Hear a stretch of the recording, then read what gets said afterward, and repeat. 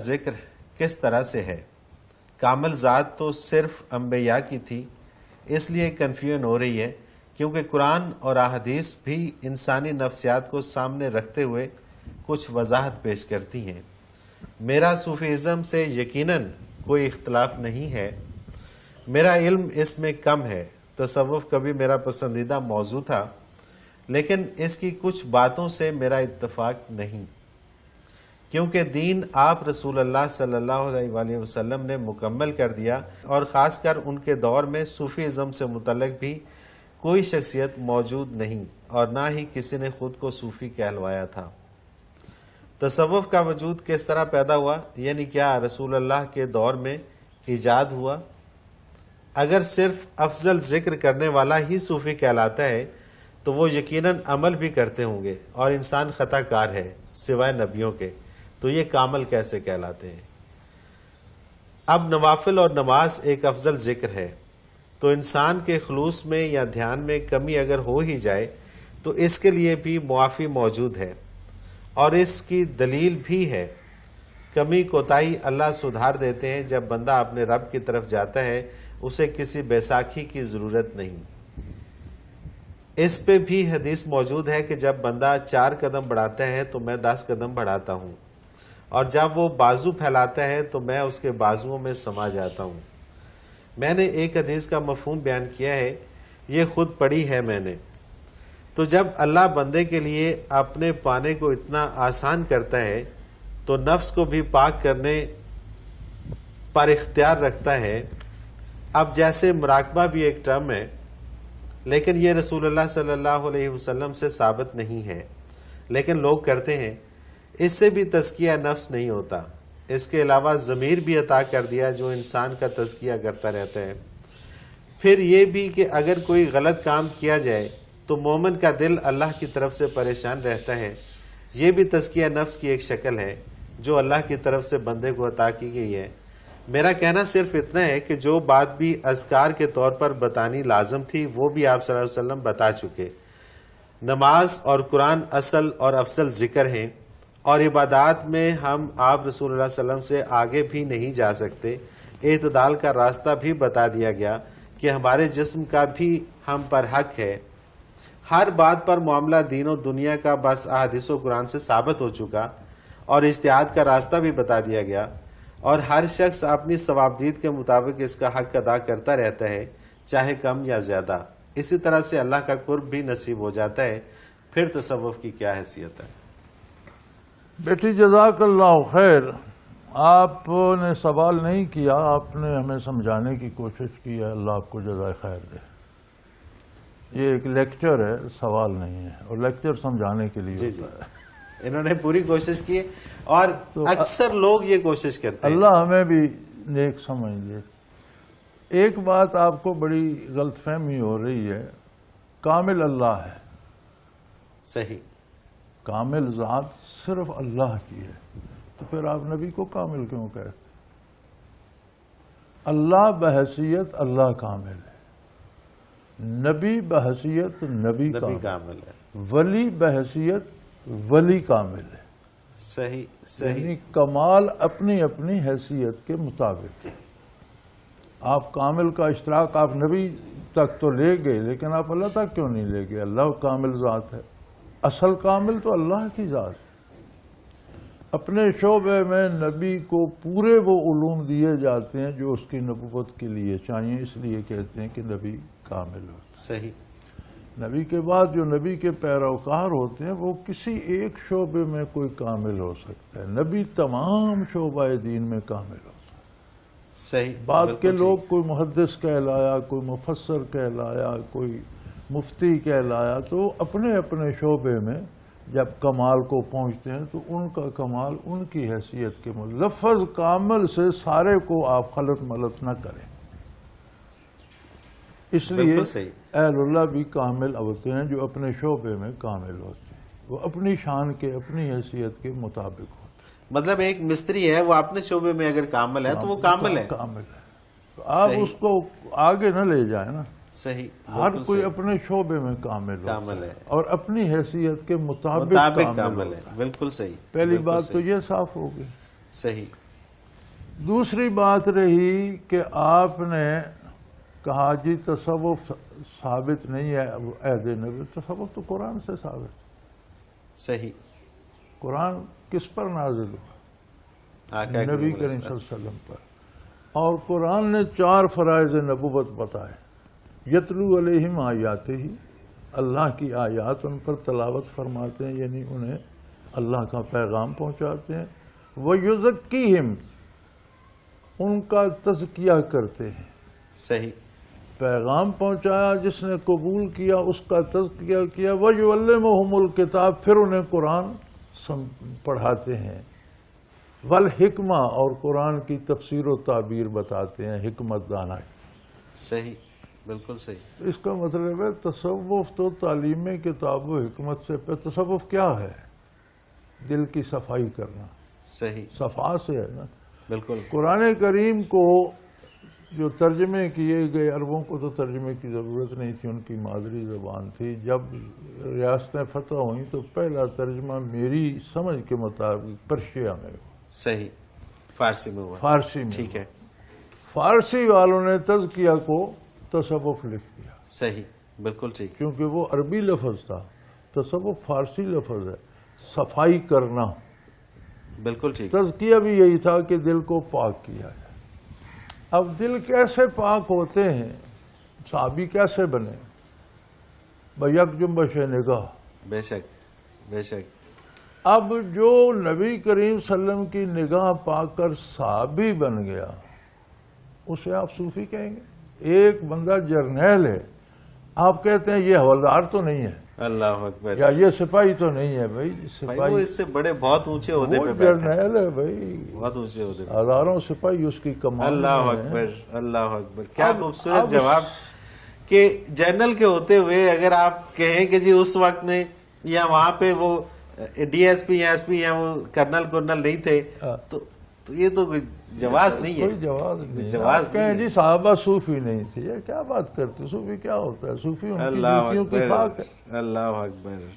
یہ تزکیہ تصوف نہیں تھا تو کیا تھا؟ صحیح، دلوں بالکل کی صحیح۔ صفائی تھی، اور یہ پہلا فریضہ نبوت ہے۔ اس لیے صحیح۔ اس کمال سے یہ حضور نے کیا کہ جو ایک نگاہ میں آ گیا وہ صحابی ہو۔ سبحان اللہ۔ اب صحابہ نے کوئی 6 نمازیں یا 7 نہیں پڑھی، وہ اور کوئی قرآن ان کا نہیں تھا، اور طریقے یہی تھا جو ہم کرتے ہیں۔ بالکل ایسے ہی۔ ہم پر وہ اثر کیوں مرتب نہیں ہوتا؟ اس لیے کہ وہ کیفیت پا گئے حضور کی نگاہ پاک سے جو دل میں، تو جو ان کا مقام و مرتبہ، جو ان کا شعور، جو ان کی سمجھ، جو ان کا کردار، جو ان کا عمل تھا، وہ ان کے ساتھ تھا۔ سبحان اللہ، سبحان اللہ، سبحان اللہ۔ دوسری بات یہ کہ آپ کو مراقبہ پہ اعتراض ہے۔ قرآن کریم کہتے ہیں الذین یذکرون اللہ قیاما وقعودا وعلی جنوبہم، میرے وہ بندے جو کھڑے بیٹھے لیٹے یعنی ہر حال میں ذکر کرتے ہیں۔ آدمی کی 3 ہی حالتیں ہیں، یا کھڑا ہے چل رہا ہے، یا بیٹھا ہے، یا لیٹا ہوا ہے۔ فرمایا ہر حال میں ذکر کرتے ہیں۔ الذین یذکرون اللہ قیاما وقعودا وعلی جنوبہم ویتفکرون فی خلق السماوات والارض، ذکر سے تفکر پیدا ہوتا ہے، صحیح، یعنی سوچتے ہیں، سمجھنے کی کوشش کرتے ہیں کہ یہ ارض و سما کہاں سے آئے، کس نے بنائے، ان میں کیا کیا ہے۔ سبحان اللہ، سبحان اللہ۔ لا تعداد سیل ہیں جن سے مل کر زمین بن گئی، پہاڑ بن گئے، دریا بن گئے، بادل بن گئے، آسمان بن گئے۔ یہ کیسے آ گئے، کس ترتیب سے کس نے جوڑے کہ ایک ترتیب سے پانی بن گیا، دوسری ترتیب سے ہوا بن گئی، تیسری ترتیب سے درخت بن گئے، چوتھی سے پھول بن، کتنی ترکیبیں ہیں کہ کتنی عظیم ذات ہے۔ یہ تفکر ہی مراقبہ، اللہ اکبر، اللہ اکبر۔ یہی تفکر ہے۔ اسی مراقبہ رقبہ سے ہے، رقبہ گردن کو کہتے ہیں صحیح، کہ گردن جو کہا کہ سوچنا، اسے مراقبہ کہتے ہیں۔ عظمت الہی کا ادراک کرنے کی کوشش کرنا، اس کے جہان میں پھیلے ہوئے کمالات پہ غور کرنا، اور اپنے آپ کو سمجھنا میں کیا ہوں، یہی تفکر مراقبہ ہے۔ سبحان اللہ۔ آپ کو ذکر پہ اعتراض ہے تو قرآن نے کہا کہ کھڑے بیٹھے لیٹے ہر حال میں ذکر کرتے ہیں، یہ ذکر قلبی ہی ہوگا، ہر حال میں زبان سے ذکر ہو نہیں سکتا، پاسبل نہیں ہے۔ اور مراقبے کا بھی لوگ پتہ نہیں کچھ اور سوچتے ہیں کہ مراقبے میں جا کے تو لوگوں کے کام ٹھیک کرنا. بہت سارے جگہوں پہ جب اس طرح کے ذکر اذکار ہوتے ہیں تو پھر وہ ایسی منفی سوچ پیدا ہو جاتی ہے. اب دیکھیے یہ کتنی خوبصورت بات ہے کہ ایک جنرل کے ہوتے ہوئے ایک میجر کی کیا حیثیت ہے, اور اگر وہاں پہ میجر کو زیادہ اوپر اٹھانا ہوتا تو پھر وہ جنرل کا عہدہ کہاں جاتا.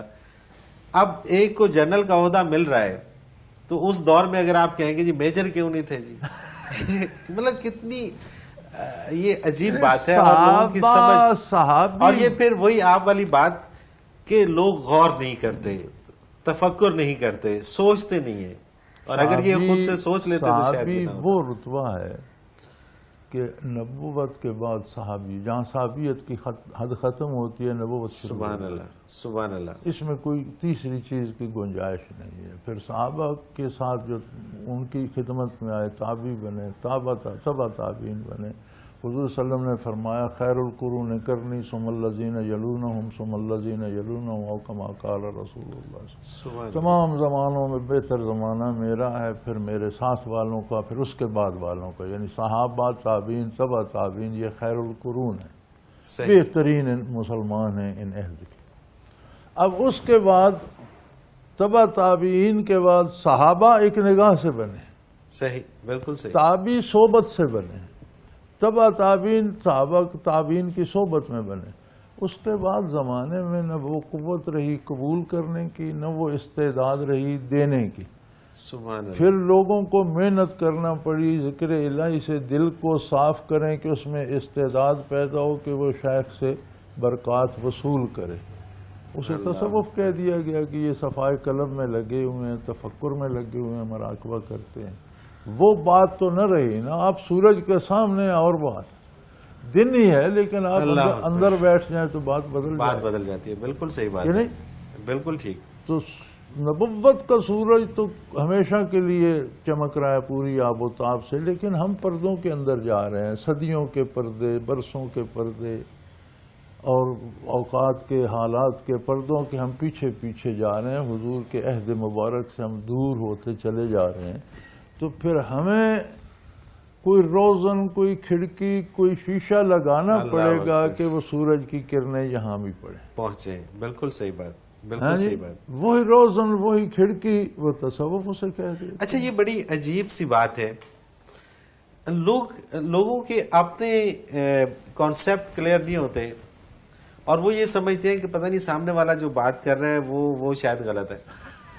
اب جیسا آپ نے ذکر کیا کامل کے حوالے سے, اب کامل کو اگر آپ کامل کے لفظی معنی دیکھیں, کامل کے اگر اس مفہوم پہ جائیں تو میرا خیال ہے یہ سوال کرنا بنتا ہی نہیں تھا.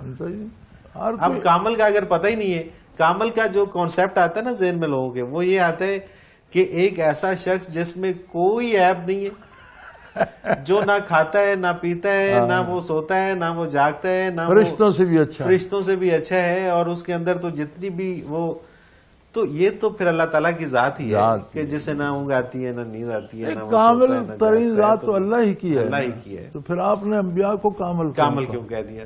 بالکل صحیح بات ہے, وہ بھی سوتے ہیں, پہلی بات تو یہاں شرک آ گیا نا. جی ہاں, لیکن نبی کامل بحثیت نبی ہے. بالکل صحیح بات. صحابی کامل بحثیت صحابی, عالم ظاہری عالم, اس کے پاس باطنی کیفیات نہیں ہے, کامل ہے تو ظاہری علم میں کامل ہے. بالکل. باطنی کیفیات میں کوئی ہے تو سارے کامل نہیں ہوتے. کامل اس کو کہتے ہیں کہ جس کے پاس کیفیات بھی ہوں اور آگے دینے کی قوت بھی رکھتا ہو. بالکل صحیح بات ہے. بہت سے لوگ پڑھتے ہیں, کیا سارے لیکچر دے سکتے ہیں؟ سوال ہی پیدا نہیں ہوتا. بہت سے لوگ پڑھتے ہیں, کیا سارے لکھ سکتے ہیں؟ کبھی بھی نہیں.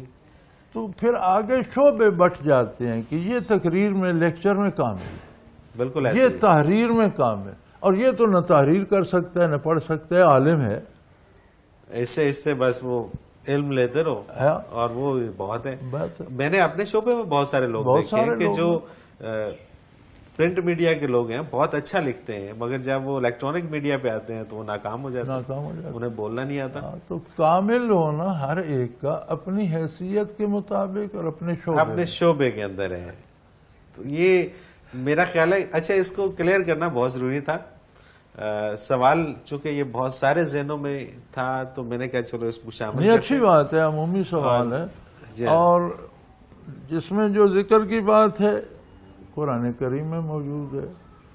حضرت عائشہ صدیقہ رضی اللہ تعالیٰ عنہ فرماتی ہیں کہ کان یذکرہ علی کل احیانہ، نبی کریم صلی اللہ علیہ وسلم ہر حال میں ذکر کرتے ہیں. سبحان اللہ، ہر حال میں. سبحان اللہ، سبحان اللہ. اور دوسری مجھے ایک اور بات پہ بڑی حیرت ہوتی ہے، یہ تو نہیں تبلیغ کی جا رہی نا کہ آپ لوگوں کا حق ماریں، ڈاکے ماریں، آپ لوگوں کے ساتھ زیادتی کریں، ظلم کریں. یار اصلاح ہی کی جا رہی ہے نا، اس پہ اتنی نکتہ چینی. اور بات یہ ہے جی کہ ایک ایسی دوا بتلائی جا رہی ہے جو آب حیات ہے. حیات ہے. یعنی اللہ اکبر. جو لوگ اس شعبے میں کچھ حاصل کر لیتے ہیں وہ موت کو بھی شکست دے دیتے. سبحان اللہ، سبحان اللہ. وہ مرتے نہیں، وہ شہداء کی فہرست میں چلے جاتے ہیں. صحیح. میدان کارزار میں جان دینا بھی شہادت ہے، لیکن ساری زندگی اللہ کے نام پہ ڈٹ کے رہنا اور اسی پہ جان دے دینا یہ بڑا جان جوکوں کا کام ہے. بالکل صحیح. اور یہ بھی اعلیٰ درجے کی شہادت شہادت ہے. بالکل ٹھیک، بالکل ٹھیک.